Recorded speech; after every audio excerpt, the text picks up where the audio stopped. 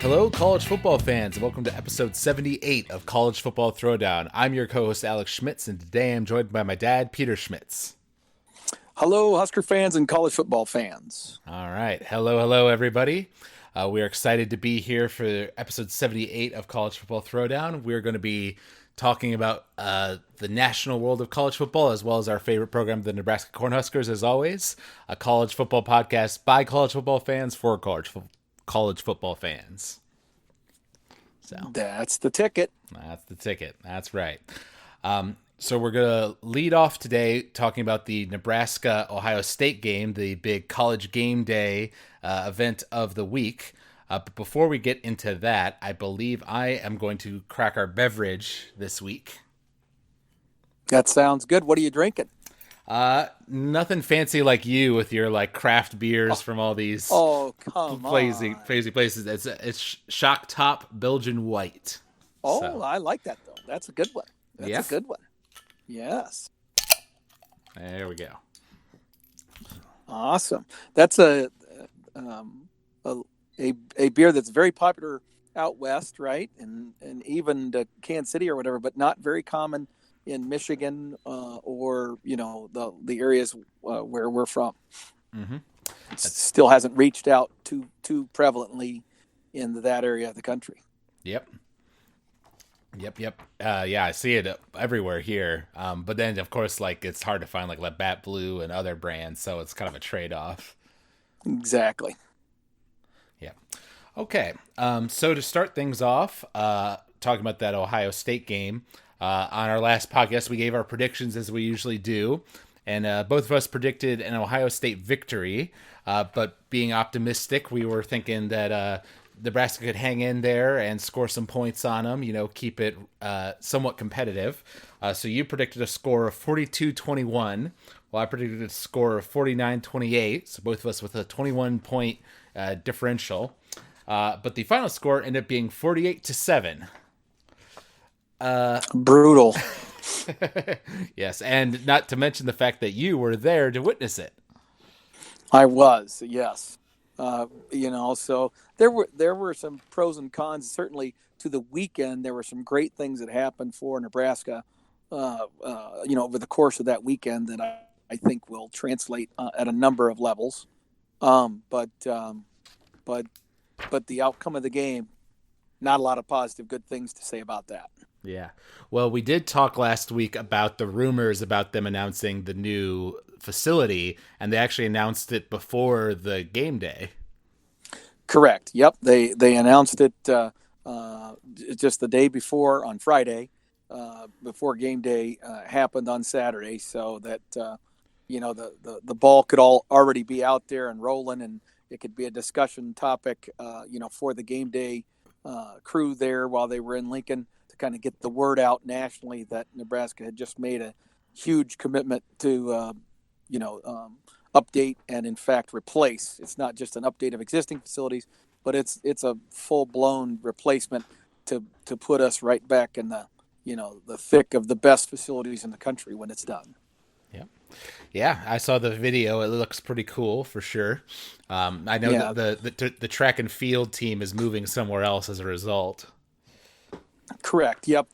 The new facility is going to basically be located where the track facility is right now, and the track facility is going to be moving to another part of the campus, which obviously is somewhat of a disappointment. But they're going to be getting a new track facility too. So track was in need of an upgrade as well, but it just will be a little further away from the center of campus. Mm-hmm. All right. And I did see that we got there was at least one recruit who committed to us over that weekend time frame. So that was good to see, even though I'm sure a lot of the recruits who were there weren't necessarily happy seeing us get our asses kicked. That is true. And that was a huge recruiting weekend. I think we ended up with 11 official visitors maybe that attend. And so to have that many recruits there watch us get our ass handed to us probably doesn't bode well. for some of those players. In fact, there was one guy that I know was very high on Nebraska, and many people thought he was going to commit. He was actually already committed to another school, but as soon as actually even before his visit was over, he already reaffirmed his commitment to the other school. And so that's disappointing because I think Nebraska had rearranged some of their other recruits and encourage or discourage them coming out on an official visit because they were so sure they were going to get this guy because he had all but basically told them he was going to switch to Nebraska. And then after experiencing the weekend in Lincoln, he changed his mind again and went back to the other school. Mm-hmm. So yeah. Water under the bridge, nothing we can do about it. Move on. Precisely. That's the way I look at that. Yep. No use dwelling on it. Exactly. You mentioned to me that you did. You actually got to go to the college game day event as well before the game. Yes. Yes. So for people's timing perspective. So what's interesting is that college game day is set up for a 9 to 12 Eastern time. Live broadcast, right? And then the games start at noon Eastern time. Well, so in the heartland and in the central time zone, then that means 8 to 11. So it started at 8 o'clock. So I didn't quite get there at 8 o'clock because I don't choose to get up early if I don't really have to. But I got there around 8:30, so it wasn't terribly late. And the place was just packed. I mean, it was incredible. It was on the east side of the stadium. It's really a nice backdrop. It's a huge setup that they have. They have like 3 different stages that they use, and it's quite the whole arrangement.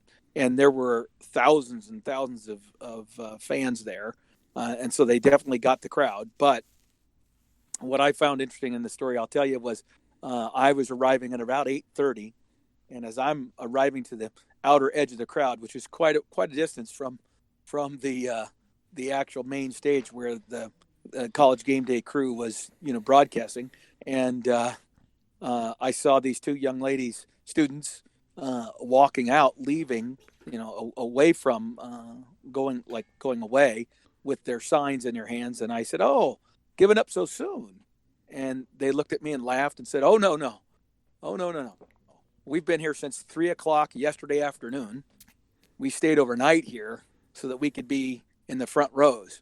We got on TV 3 times. Mission accomplished. We're going to bed." So they had been there. They had been there since 3 o'clock the previous day, standing in line so they could have gotten up in the front row to make sure that their themselves and their sign got on TV. And then they were feeling like they had accomplished what they wanted, and they were done and getting out of there at 8:30 in the morning. Wow. Well, that's commitment right there for you. There you go. That's right. Apparently, they were telling me that people were stopping by throughout the evening and dropping off pizzas and food and to the people that were hanging out in line and camping out and stuff. So they made it a party. Yeah, they made it a party. All right. Well, getting into the actual game itself, it was cool to see that the stadium was obviously totally packed, rocking right there at the start of the game, and it was kind of telling that in our first drive, we got a first down, and then Adrian throws a pick and gives them a good field position to start things out. So not the best start to the game. Right. If you were going to write a script of what we needed to do to kind of keep this game interesting, we did it exactly the opposite. We start off the game, the scenario wise, we start off the game with a kickoff that our deep returner should have just taken into the end zone, called a fair catch, because their kicker was tremendous. Their kickoff guy was amazing. The height on his kickoffs was very, very good. And he pretty much landed it between the 2-yard line and the 2 yards in the end zone every time. So no matter where you got it, you were not going to get a good return. And our kickoff guy should have known that his best choice was to just take a knee. But no, he doesn't. He catches the ball, doesn't ask for a fair catch, and tries to run. And because of the height on that kickoff, he gets buried at like the, 14-yard line or something. And classic, typical, almost every time on our special teams, there's a penalty flag, which moves us back to the 8-yard line. So we start our first drive from the 8-yard line. And as you said, then we maybe make one first down and then throw a pick. And as it turns out, we have 3 turnovers in our first 4 possessions. So, Yep. Yeah. Well, there you go. Especially when you're game over. Yeah. Well, when you're playing against the better a team that's better than you, getting off to a good start early and remaining competitive obviously is like kind of the key. If you let them steamroll over you, it's unlikely that you're gonna have the momentum to bounce back late. Exactly, and that's kind of what happened. And then from there, we were never able to stop the train. Right. They just kept plowing away. Now early, I thought our defense was doing an admirable job of like we're forcing them into third down situations quite a bit. And like I recall on that first drive they had, we had them at like 3rd and 10, or maybe this is the second drive, I don't remember. But they had a 3rd and 10, and then they did a really good play call where Justin Fields kept it for the first time, went to the right, got the outside, got the first down. And I was kind of like, okay, I'm mad about that, but that was a good play call, okay. Yep. They executed so well. Yeah, but then they scored like almost immediately after that, of course. So, there were a couple times where it's like, damn, like we were close. Or there was one time I think where we did stop them, and then there was like a penalty that gave them. That's right. It was that bogus pass interference penalty. Correct. Yeah, that gave them another drive. It would have been like a field goal. Instead, they got a touchdown the next play. Right. Yeah. Well, and that's the thing is that as we watched the game, it was really apparent. It wasn't just, we're playing bad, even though that it was true, but they were great across the board. And I had felt in previous games that, you could really tell that our size and our we looked the part of a Big Ten football team until I saw this team. And when you look at the athletes that they have playing on either side of the ball, especially their offensive and defensive linemen and their wide receivers, they're huge. They're big, strong, fast athletes. Yeah. Their tackle, they have a tackle that I don't know what his size is, but he must be 6'8", 6'9", and he's not just some scrawny, tall. I mean, he's wide, and he is a big, big dude. Mm-hmm. And we don't have anybody like that. And we have some 6'8", 6'9" guys, but our 6'8" and 6'9" guys don't have the shoulders that this guy's got. Right. And it was just very, very impressive. And then their kicking game, phenomenal. Mm-hmm. Field goals, kicking, punting, everything about their team was premier. Right. But I think what was the real turning point of the game, in my opinion, it's weird that it was early, but it was that second drive where we came out and we started clicking a little bit better. We're doing some hurry up. And then I think to the surprise of many people, we pulled out the I formation, doing some old school stuff. And we're actually dinking and dunking them and getting some first downs, and I could hear that the stadium was going nuts for that. People were definitely loving that, and I was loving it too. And then and we made them call a timeout because they needed to like regroup because we had just got another first down. Now we were at the 20-yard line or whatever. And then of course we come back, we throw it dinks off the guy's hands and comes into that opening arms of the Ohio State defender who had actually tripped and fallen, but of course the ball falls right in his hands, interception. Right, exactly. When that happened, I looked at AJ, my brother, and just laughed and said, "Okay, that's not a good sign." When you're finally doing something right, and hell, even when bad things happen for them, because that guy did trip up and fall, and if Adrian is just able to throw that ball a little bit more accurately, so that Wandell doesn't have to tip the ball. He's reaching, he's stretching to kind of catch the ball, and he tips it, and the ball just flutters in the air and drops right right in the vicinity of the Ohio State guy who's on his back on the ground. All right. Well, because I mean, come on. right. Well, because on the one hand, part of me is like, well, we were just running it so well. Why didn't we run it again? But the he was open. He So was. so it would have been a touchdown if it had been executed right. But I think part of it was that one of our linemen got pushed into Adrian by the defender, which kind of offset his arm motion just enough that the ball went long and Right. everything played out. Right. Right. So But bottom line is they were the superior team, and there's a lot of angst and gnashing of teeth going on throughout Husker fandom. But the reality is that most people, when they were penciling in the season's wins and losses and anticipating what we would likely do, I think most people reasonably expected that this was the one game that was likely to be a loss. And even though it was a blowout loss, and you hate to do that on national TV, and there's all kinds of negatives about that, the fact is that having game day there, having all the ambiance that created, not only for the football team but for the basketball team the night before. The volleyball team had a huge 5-set victory on Friday night against Illinois, 20th ranked Illinois. So I mean, there were plenty of positive things going on. Nebraska athletics, the announcement, so lots of good stuff. So you don't want to ignore that bunch of recruits who still, many of them had a great time. They enjoyed the experience. right. But it isn't all is not lost. This is a loss we were expecting that was on the books, so to speak, for most people. The issue is how do we respond? Right. Well, And so, go ahead. well, I was going to say, going off of what you were saying before, a lot of people are saying that this was kind of like a testing ground for Ohio State because we were their toughest opponent so far, and they were playing us on the road, and what they knew was going to be a hostile environment.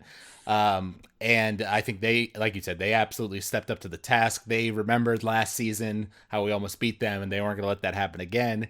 And they look, it's hard to tell this early, but they definitely look like they're heading to the playoff. Like they look like one of the top 5 teams in the country. They definitely do. You're right, and that may turn out to be our saving grace if that's the juggernaut team that we perceive it to be, or did we just make them look that way? Now, it would not shock me if over the next week or two, Ohio State doesn't play nearly as well. That they make some mental mistakes, they turn the ball over, all the bounces don't go their way, and they find themselves in a tight battle. That's the nature of football and especially college football where you're dealing with 18 to 23-year-olds. But bottom line is they're a very talented football team. There's no shame in losing to them, and we, like you said, and we saw some things in our own team that maybe will broaden what we can do offensively with a little bit more of the traditional running game that might allow Adrian to settle down a little bit, because he'll be able to stop worrying about the bad snaps, which were a big issue in this game. Mm-hmm. Agreed. So, Yeah. yeah. Well.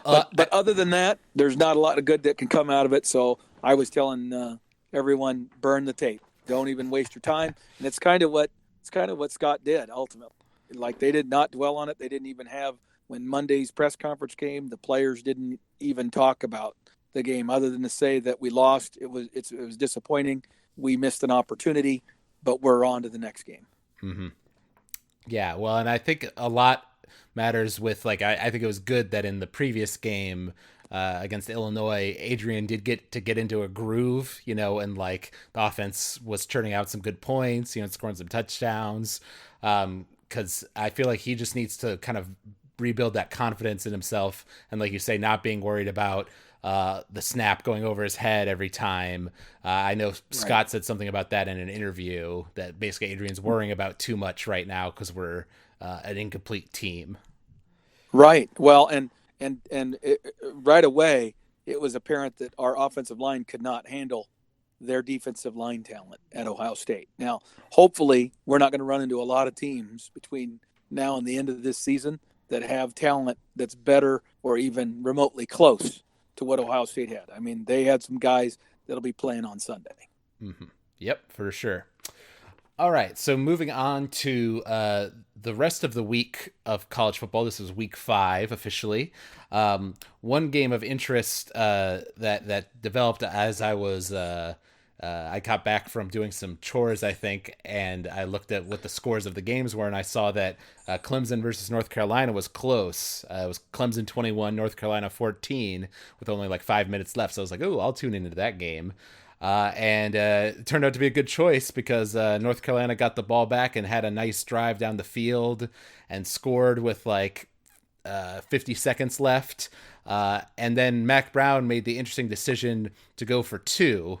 I think kind of presuming that his team was, or I'm sorry, I think it was 14-7 when I came in because Clemson did score on the previous drive. And then I think North Carolina tied it up or something like that.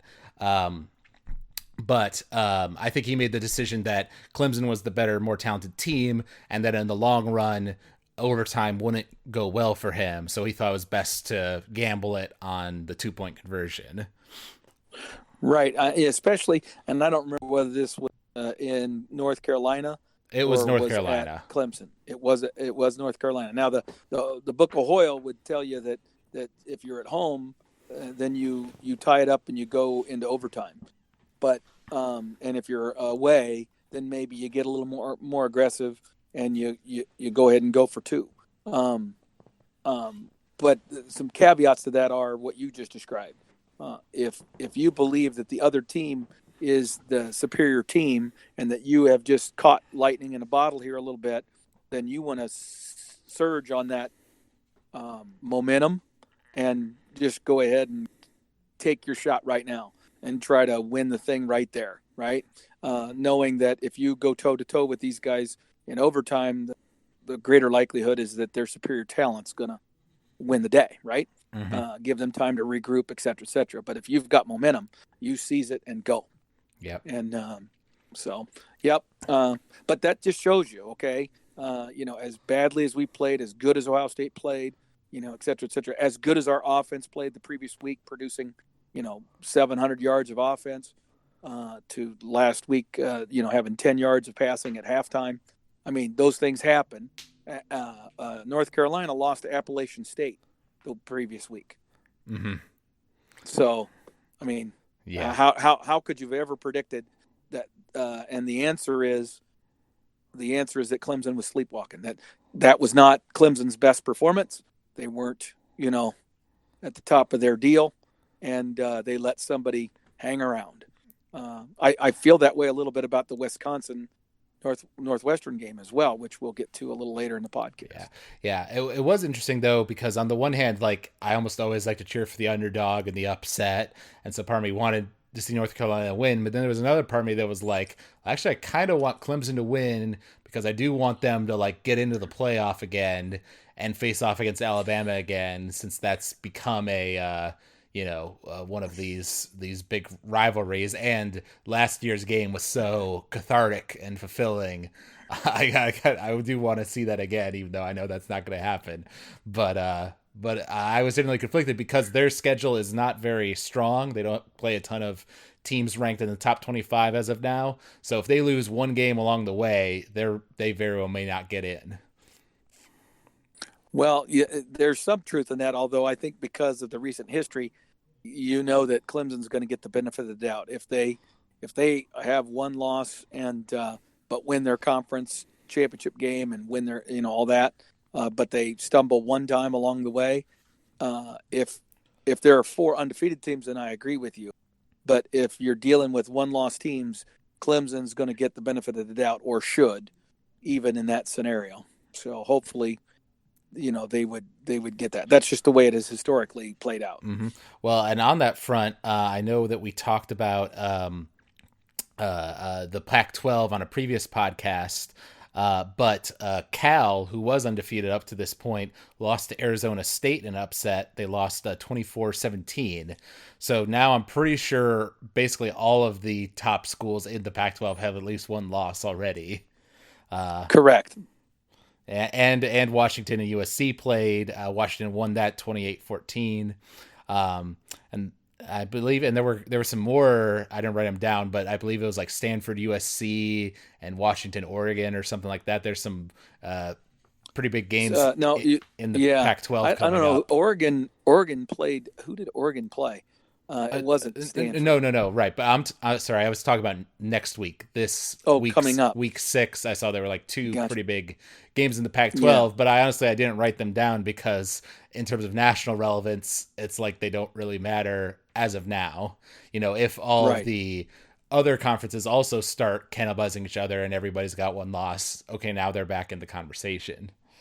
Right. Or if one of those teams that has one loss in the Pac-12 can right the ship and then go on a run here, then they would put themselves back in the thick of the conversation maybe by the end of the year. But in all likelihood, you're right. The Pac-12 is probably already on an uphill battle to get into the playoff, and the Big 12, I suspect is going to be guilty of some of that cannibalization also, other than Oklahoma.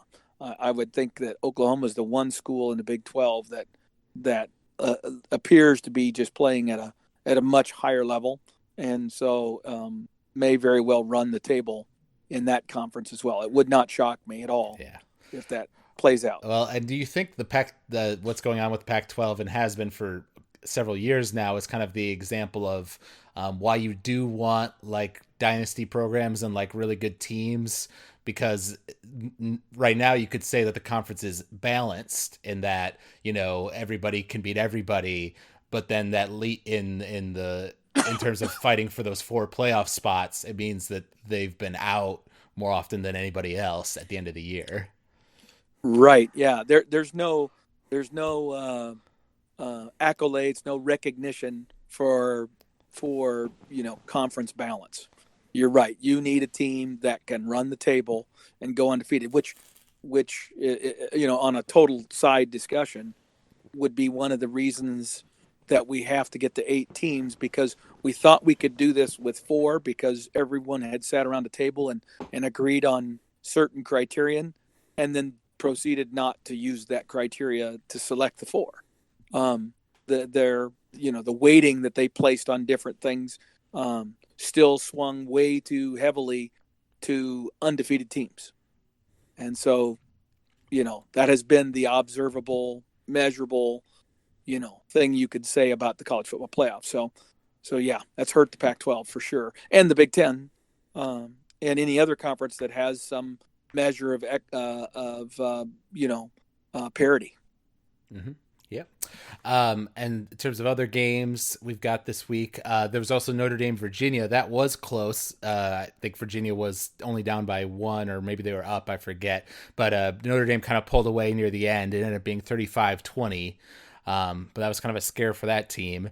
And then, as you mentioned earlier, Wisconsin, Northwestern. Wisconsin ended up winning 24-15. But at one point, Northwestern was winning, right?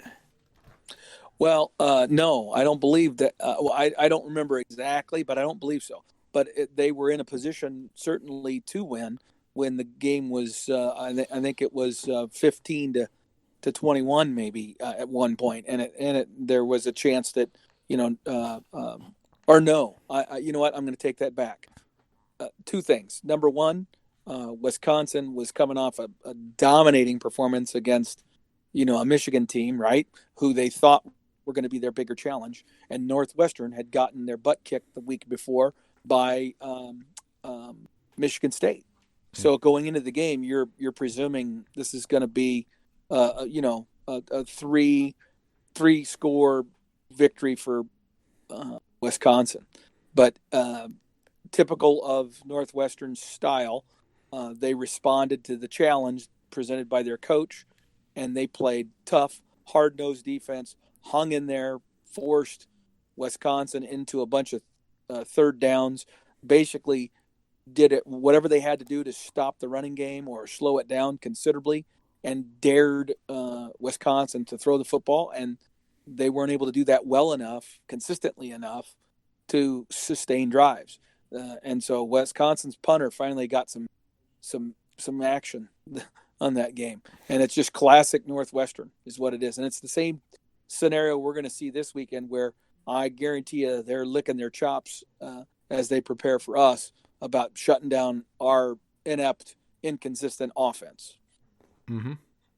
Very true, very true. But of course, the reverse of that was that Wisconsin's defense was able to keep them from scoring consistently at Right. all, and basically let it hang in there long enough that their offense finally got its stuff together near the end of the game to pull it out for the Well, win. well and um, I think Northwestern's coach made some in game decisions that I would question. He started chasing points. I used that term with you in the past. What I mean by that is when you have missed a field goal or missed an extra point, and you want to try to get back on schedule, you try to go for two, and he started doing it earlier in the game. And as it turns out, they ended up scoring twice, two touchdowns in which he went for two, and both times didn't get it. Mm-hmm. And had he not done that, if he had just kicked the extra point, then he would have been within one score. It would have been 16-24, and that's 8 points. He could have then, scored one touchdown, went for an extra point, a 2 point conversion, and tied the ball game. Right, even after mistakenly going for two once and not getting. Um, then he had that decision again later in the game, and he again went for two instead of kicking the extra point, Mm-hmm. which you don't do that if kicking the extra point puts you into a single score situation. By going for two at that point and not getting it, now he was in a two score situation no matter what. He had to score twice. That was just bad game management. Yep. Well, that's true. So we'll have to see how we can do against that because, of course, next week Nebraska will be playing against Northwestern. Both teams coming off of fighting kind of better, more physical opponents. So both probably a little bit beat up. But Northwestern is always a scary team. I think I saw somebody on like the comments thread of the game after the fact saying like that it doesn't matter like how good or how bad you're doing, each season, like Northwestern's always going to be kind of that challenging team. They're always going to play hard and not make too many mistakes and things of that nature. So there, it's definitely a serious challenge for us. Absolutely. Going into the game, they have really been horrible offensively. Like they can't produce anything on offense has been their issue so far this year. However, um, you know, they were able to up their defensive capabilities quite considerably. Even when they were playing Michigan State, that game was relatively close with Michigan State until finally in the second half, Michigan State started to get some scores going. But up until halftime, that was still a very hotly contested ball game. So that Northwestern's not coming in here and laying down, and they have some linebackers and stuff that are just going to wreak havoc on our offensive system. And we are such a fragile team. At some point, I'd love for us to have a level of consistent success over a period of games or even a whole season where all of a sudden we no longer question whether what we were doing was the right thing or not. That we would settle into the confidence that, yep, we got our plan moving forward. Now it's just a matter of getting better every day at what we're going to do, right? As it is, you mentioned earlier in the podcast, we threw in the wrench of some old-fashioned Nebraska I formation power football, and it worked and actually forced Ohio State into a timeout because they hadn't seen it from us.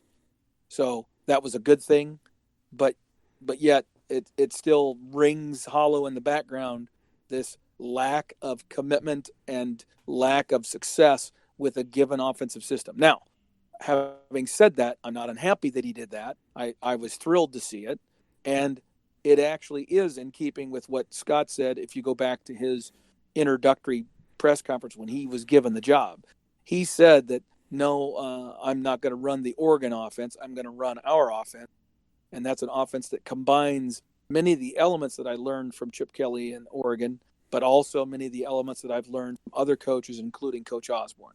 So I think if you were to project forward what Nebraska's offense is going to look like in 4 years, I hope that offense is going to have elements of power football I formation combined with elements of spread and higher paced offensive football like you've seen from us, and you know, in the past year and a half. The issue we have this year is we don't have the offensive line, and we don't have the combination of wide receivers we need to execute what Scott wants to do offensively at this time. We just don't have it. Mm-hmm. Yep. So yeah, that is going to be interesting.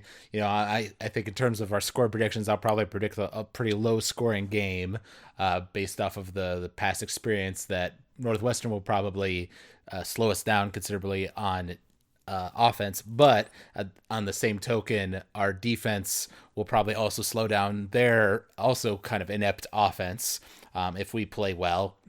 So hopefully it kind of comes down kind of like you've said, both with the Wisconsin game and the Michigan State game.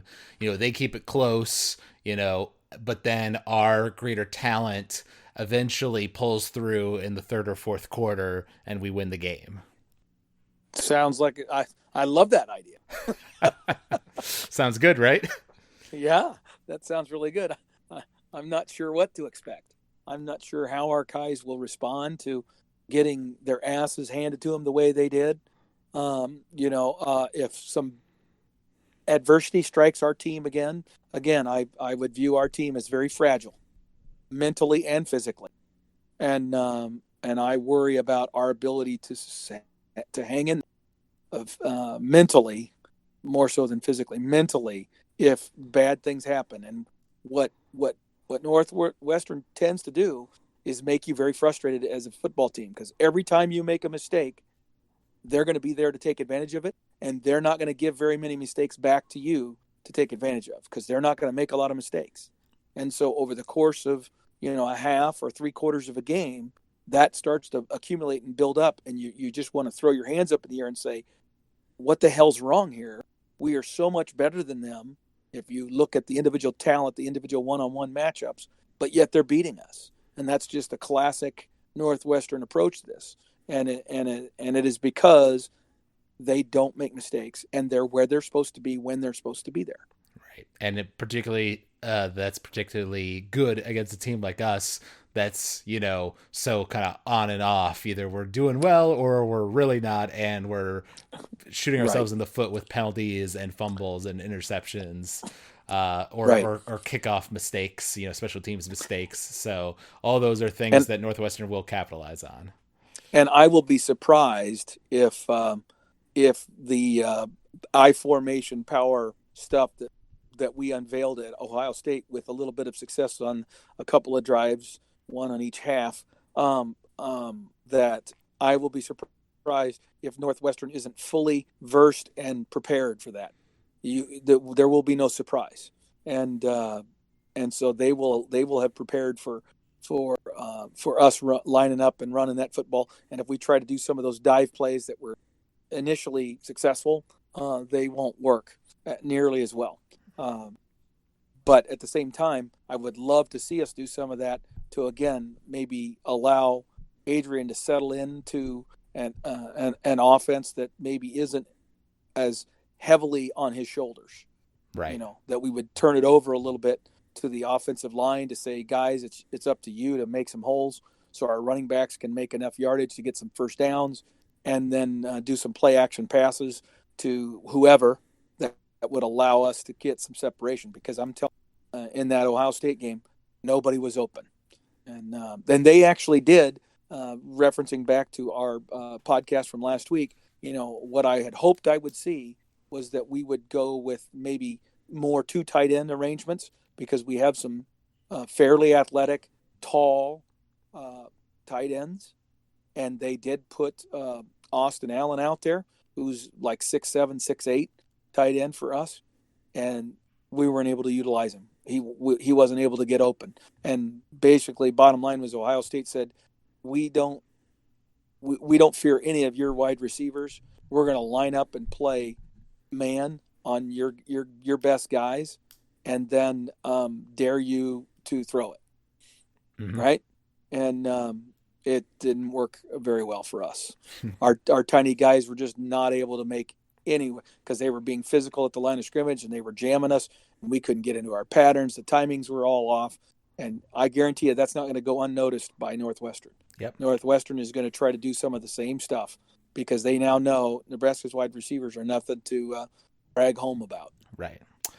So in terms of a score prediction, I think I'm going to go pretty similar to that Wisconsin game. I'm going to say that we win 24-17 with both defenses keeping the scores low, but that we pull through later in the game. That's going to be my prediction. Wow, that's great. Okay, so you're predicting a Husker victory. Well, I am also going to predict a Husker victory because I can't stand the thought of us not winning. Because then I think you would begin to see the true panic, sky is falling, where are we going, questions, from media and fans alike next week if we don't get this victory. So this is the single biggest game of the year at this point. Every game will be from now on. There's not a game left on our schedule that I look at and say, I think we can win that. Every one of them is going to be a nail biter. I can't see any of them being a blowout. But that being said, I do have confidence still in Adrian and our coaches and our players. I think they are hard at work. They've been hard at work. They're a better football team than they were a year ago. And so I'm going to predict 28-21. All right, 28-21. I like it.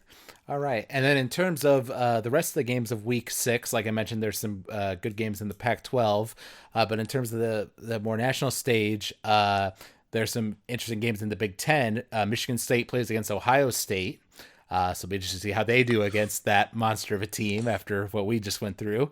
And then Iowa plays against Michigan as well. Yes, that's a huge game. And so the Iowa-Michigan game is at Michigan. And the Michigan State, Ohio State game is that at Ohio State or is that at Michigan? I think I've got that right here. It's at Ohio State. It's at Ohio State. Wow. So I would agree with you that I think Ohio State will do quite well in that, but I guarantee you that this will be the week that Ohio State's offense faces a real defense, because that defense will find a way to match up way better than we did. We thought our defensive line was improved. They swallowed us up. We hardly ever got pressure on their quarterback. He had literally 6 seconds to throw the football pretty regularly. We couldn't get squat for pressure on him. So I guarantee you that Michigan State's defensive line is going to do way better than that. And that's going to have a huge impact. Ohio State's going to struggle more offensive against Michigan State. The question is, can Michigan State's offense produce enough points against a very good Ohio State defense to stay with them? I still expect an Ohio State victory, probably comfortable by the end, but it'll be a little more nerve-wracking than the game that they played against us. Mm-hmm. Yeah, and I know you were saying before the podcast that you think Michigan's kind of righted itself a little bit. They had like a 52-0 victory over Rutgers, so another kind of blowout game, which is probably good for their confidence. But at the same time, yes, Iowa's been playing well this season as well. So I think Iowa will make it interesting at least. Well, I think there's certainly a very real possibility of that. If it was at Iowa City, I'd be picking Iowa this matchup for sure. But since it's at Ann Arbor, I think Michigan finds a way to make that a victory. I kind of want that as well, because we need. I'm still optimistic, and until we lose another game in our conference, so another game, I still am feeling like we have at least an outer chance to rally the troops, organize ourselves, see this kinds of steps of improvement, and just barely win a few games here and there, but find a way to build that record up. These next 4 weeks are against teams that I would say are all winnable games. They're also all losable games. But if we could go, 4-0 in these next 4 games, then we'd be right back in the thick of it. So until we get that first loss, I'm going to still hold out hope that that's true. Well, with that, I need Iowa to lose. Yeah, because they don't play a lot of tough teams on the other side of the ledger. So we need them to lose a few games, Yep. and this would be one. Yep. And then the marquee game of the weekend is Auburn versus Florida, a top 10 matchup that obviously has big implications in the SEC. I think that'll be a fun one to watch. Yeah, that will be interesting. I haven't had much of a chance to watch. I've watched portions of games of both of those teams, and in both cases, I've been duly impressed by the defensive lines from both Florida and Auburn during the games that I watched.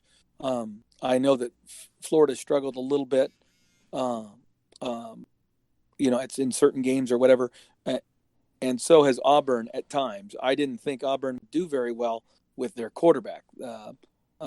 He didn't look all that great to me early in that first game against Oregon, but he's found a way to win, and he's beaten some good teams, A&M and a few others.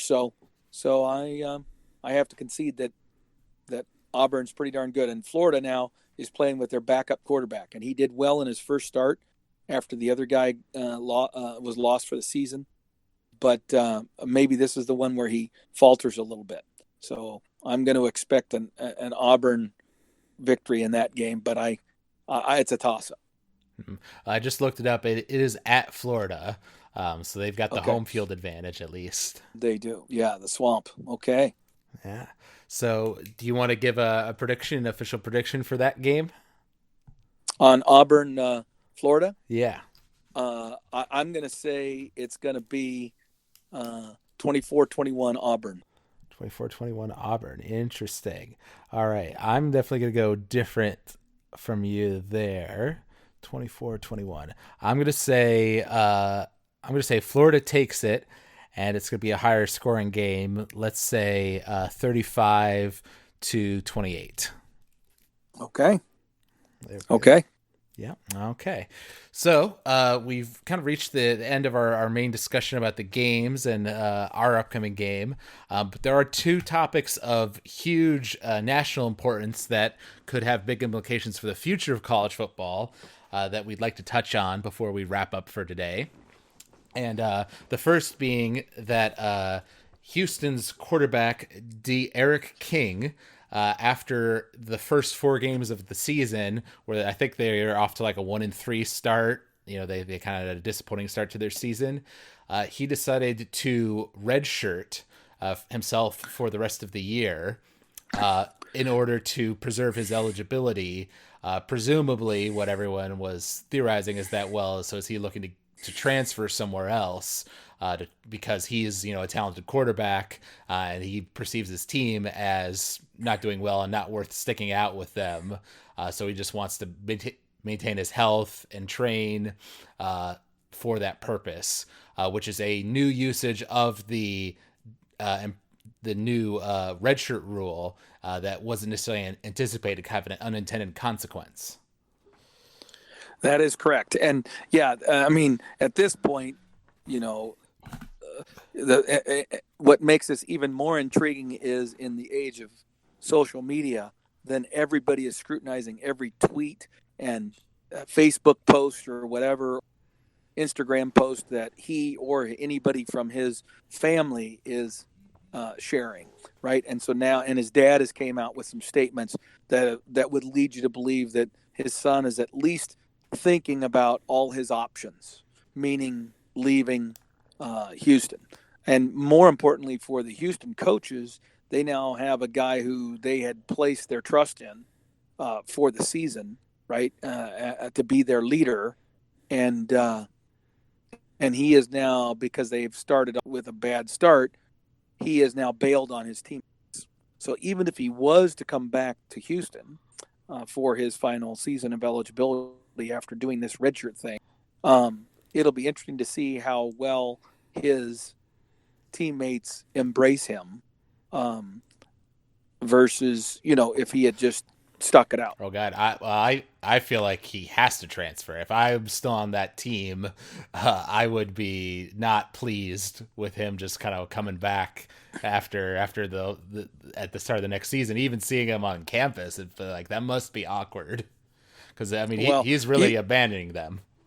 Right. Well, you would think that, but I think I, I, certainly anybody that's a senior. And again, the seniors are the guys that are his senior class. He's a senior, right? So he just has a year of eligibility left if he stops at the fourth game. So he would still be able to preserve that final year since he hadn't used a red shirt.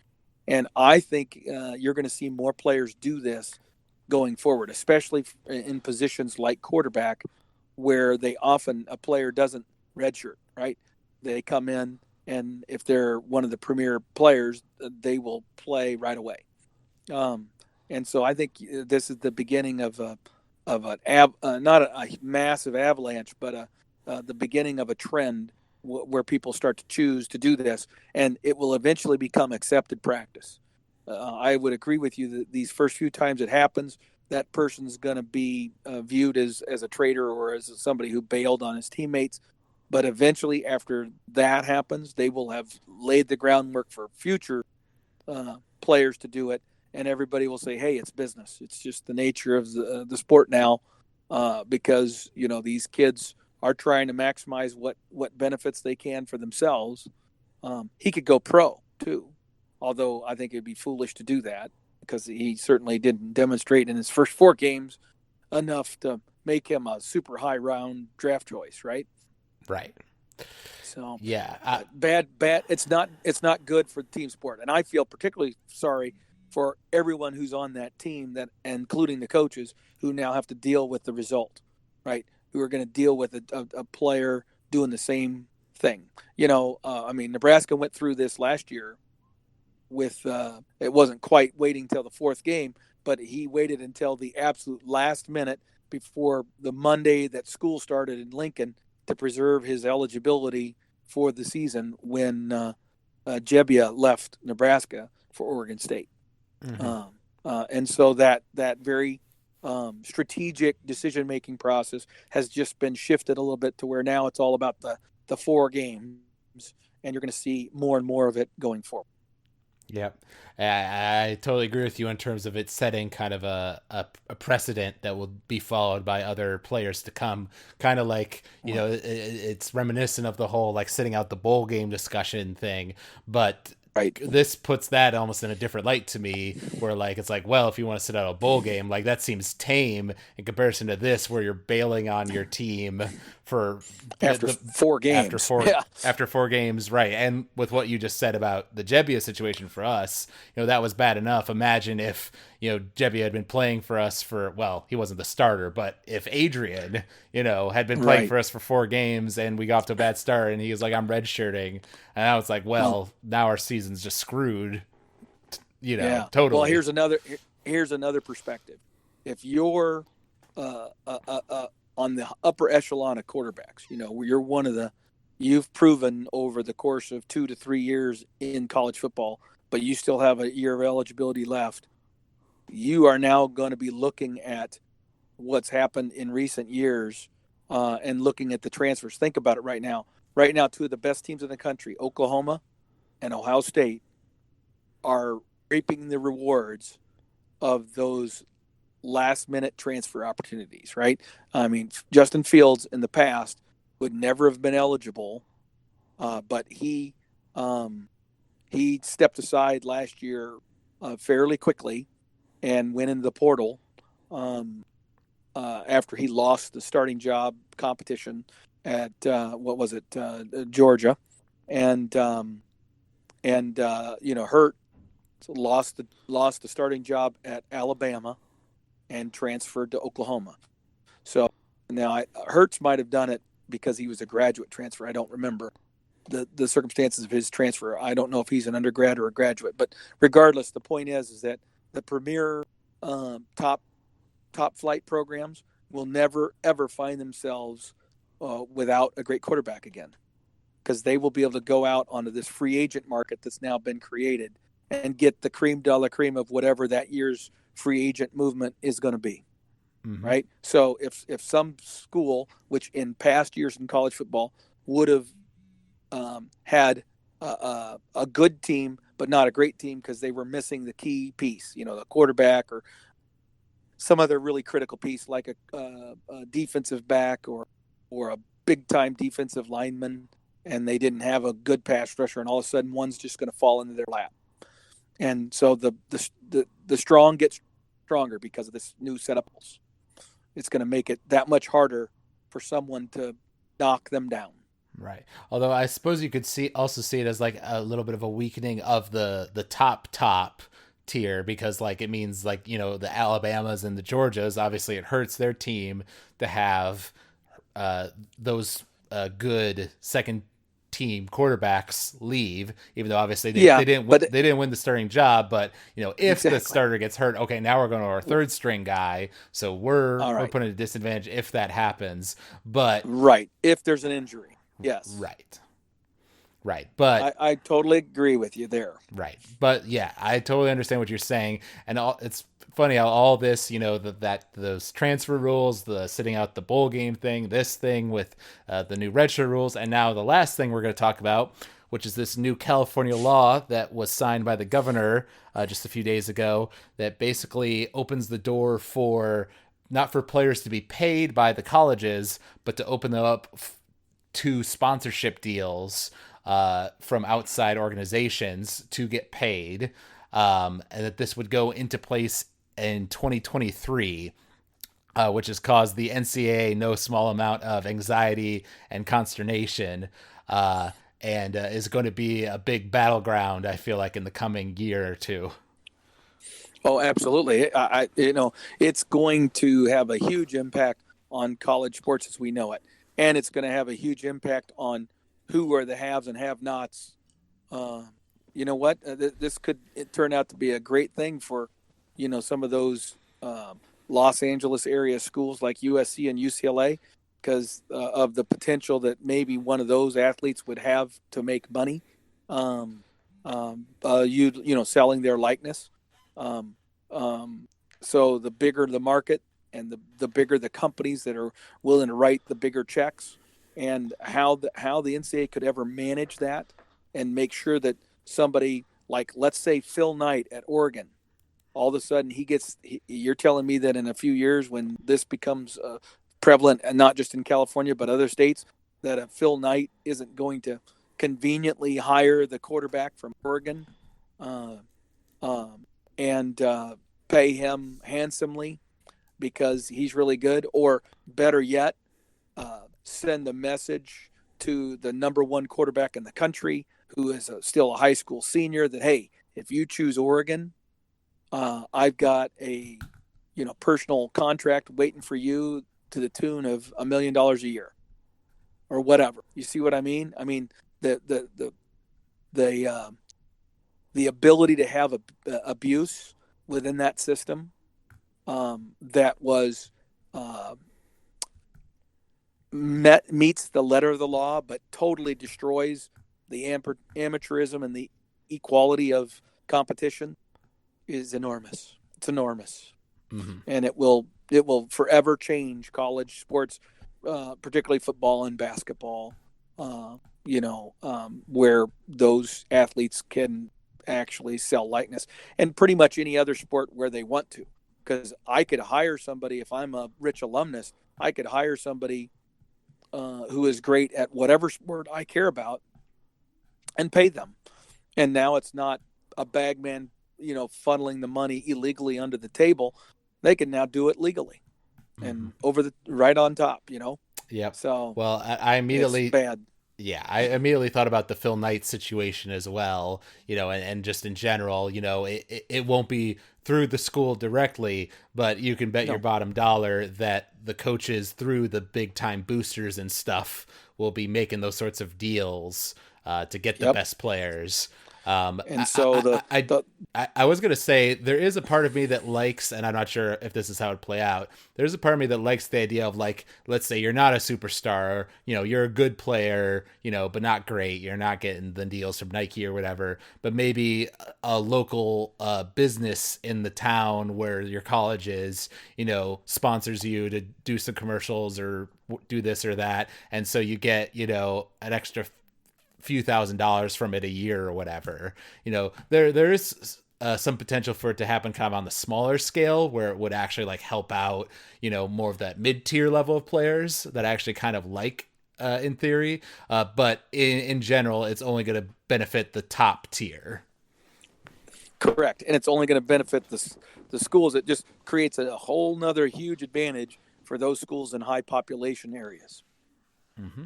And it's going to create another reason for Nebraska to have a disadvantage. So selfishly, because I'm a Nebraska fan, I hate the idea. I hate the rule. I don't want any part. And all the coaches have to walk a fine line with that whole deal. Most of them have to say that they're not against paying players, because if they came out on record saying they're against paying players, then that is going to be used against them in recruiting by other schools. You follow me? So every coach has to be very careful about how he words his opinions on this subject. Mm-hmm. Even though I guarantee you, behind closed doors, 95 to 100% of those coaches would tell this is a horrible idea and it'll ruin the sport. Yep. And they'll all use the same kind of phraseology, like, I hope people smarter than I can come up with a way to fix it. Right. And the answer is that ain't going to happen. You can't put the toothpaste back in the tube. Can't put the genie back in the bottle. Once it's out, and you're screwed. Right. Well, there's no putting that back. Well, and because as of right now, if everything stayed as it is right now, it would seem like, well, so the NCAA doesn't allow any of the California schools to participate in NCAA events. But the problem is, of course, is that I believe Pennsylvania already has like a version of the bill of their own, that's starting to move through their house, and there are other states where it's happening. So it's not going to be just California. It will be multiple states, and you can't just take all those schools and throw them out. So it's going to have to come to some sort of legal battle. You could do that if you're the NCAA and you want to end yourself as an entity, because then they would just create a new NCAA. They'd call it some other 4-letter acronym, and there would be a new organization that would create all the rules, which in the meantime would create absolute chaos in all collegiate and Olympic sports, not just football and basketball. So it's not a good thing. There's nothing that ultimately will be good for sports, or frankly for the student athlete.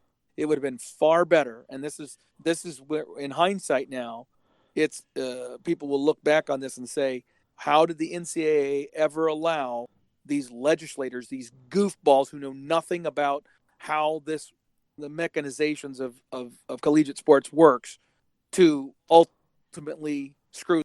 They would not have been giving it attention if the NCAA had done its job and gotten the right people at the table and found a way to solve this, so it would have gone away and the pressure would have relieved, and then you wouldn't have had this legislation. This legislation is there because there's enough people, especially politicians, who think they can buy votes by saying, oh, aren't I a progressive person? I want to watch out for the student athletes who are being taken advantage of, which is total bullshit. As you know, I don't think that is an accurate representation of how these student athletes are treated at all. And ultimately, it's going to ruin what I have grown up and spent my life enjoying. Mm-hmm. Right. Well, and I forget, they did establish, right, that the players do get a small stipend, for general things like food and transportation, things like that, right? Isn't that part of the rules now? They have what they call full cost of tuition, which allows them to define what that means for the average student at the university. And so that all the incidentals that come with being a college student can also be included as part of the scholarship, right? Mm-hmm. And so that's what it's referred to as the full cost of tuition, or the full cost of education, right? So there is a stipend amount that they are given, and in my opinion, if they needed to make that stipend bigger, so that people could feel good about the fact that they were not being taken advantage of by their likeness being used or whatever, would have been a way better solution than the one they want. But the NCAA and the member institutions were so clinging to the money that they have that they you know, to not have to do it and then to have to do it, that's a 100% increase in that expense, right? Because right now you're not spending that money, and tomorrow if you say yes, you're going to have to spend that money. So of course they resist saying yes, right? And somebody needed to rattle their cages and get them to understand that if you let legislatures get involved, they're going to screw this thing up so bad, and there's no way we can fix it. And that's where we are. Mm-hmm. Because we allowed it to get into legislatures. And this wouldn't have been an issue if they had found a way. And I don't know what that answer would have been. There would have had to been some kind of a scale, because there would have had to been some acknowledgement that there are revenue generating sports, football, basketball, and women's basketball at a few schools, women's volleyball at a place like Nebraska. Those are the places that would be defined as revenue generating sports. And when you are in that situation, you could do X, Y, and Z. And if you're not in that situation, then you at a minimum must give every student athlete, A and B amounts. You follow me? Because for Title IX reasons, you can't give money to those football and basketball players and not give anything to anybody else. You can give those football and basketball players more because they're from a revenue generating sport, that you can stand on the leverage of that, but you can't ignore the Olympic sport athletes. Right? So it wasn't just about increasing your expenses for football and basketball. It would have been every single student athlete you had. Mm-hmm. Right, which is why they were resistant, because that was a pretty price tag, but now it's going to be way worse. Oh, it's going to be way worse. Way worse. And you know what? It's not going to be equitable. The players aren't going to love it. They're not. You know who's going to love it? The specific players who reap the biggest benefit. Quarterbacks, big time superstars at any position that are all American types, that are freaks, creature athletes. Those guys are going to do well. Maybe a few who have personality and, find some reason to get in front of a camera. So you're going to start watching players encouraged by their family, their advisors, to start doing that. And once you start paying an athlete, then by right, that athlete should have the right to have representation. They shouldn't have to go into negotiations to negotiate for their likeness value without professional representation. So now you're going to have agents that have to be a part of the college athlete. You can't not let them have agents, right? That wouldn't be fair. Mm-hmm. So now you just, oh my God. I mean, just Pandora's box is being opened. Yep. It's ridiculous. Yeah. Well, and tying this back to like the situation we were just talking about with D'Eriq King. So let's say, okay, Houston gets off to a bad start. Okay, I've gotten through my 4 games. I'm going to redshirt the rest of this year. I'm looking to transfer. And so during this time now, he could be kind of putting his feelers out and saying, okay, is there a place that's looking to pick up a good senior year quarterback, for a 1-year kind of transition thing, like with Ohio State or with Oklahoma, and who can give me the best kind of sponsorship deal, or whatever arrangement it is, or autograph signing sessions, or the gloves are off at this point if that all comes through. And it's awful. I mean, there's nothing that the NCAA can manage about that to make that equitable. And so once the schools, so you know what? If Nebraska was smart as a program, they would already have a small subgroup of marketing people who and maybe a lawyer or two sitting in a subcommittee room evaluating options on how we can maximize the revenue generation for our athletes, and figuring out ways to do it. With our passionate fan base, Nebraska can leverage this into a positive, and they better be thinking about it, because it's coming. Mm-hmm. And the only way we can compete is if we can leverage the strength of our numbers, because UCLA does not have the fan base we have. They may have more alumni than us, but they don't have the number of alumni who are passionate to the level that our fans are. You know what I mean? Right. And so somehow we're going to have to leverage that into money that we can position within the rules of some of these laws that are being passed in other, because they're going to become the example and they'll be modified a little bit. But like you said, the Pennsylvania law is probably pretty similar to the California law. So we need to know what that is and start getting the legal eagles working on it and the marketing people. How can we do this?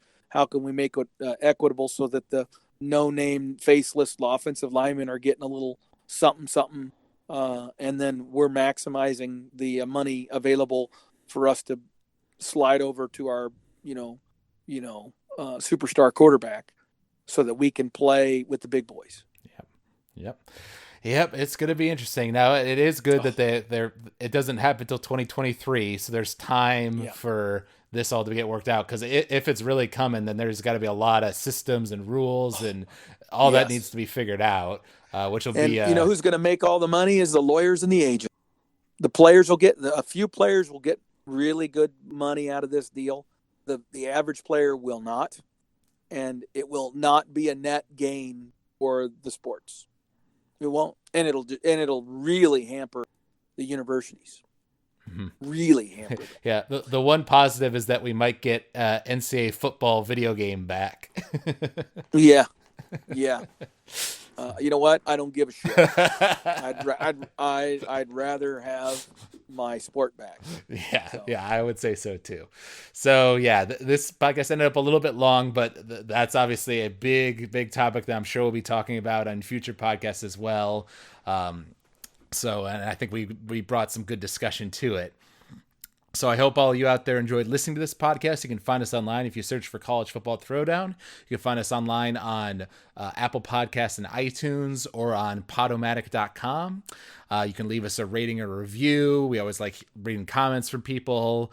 You can email us at huskerpete13@gmail.com if you want to reach out and have your email read on the podcast. So I want to thank everybody for listening and also thank you for hosting with me, Dad. And until next time, go Big Red. Go Big Red.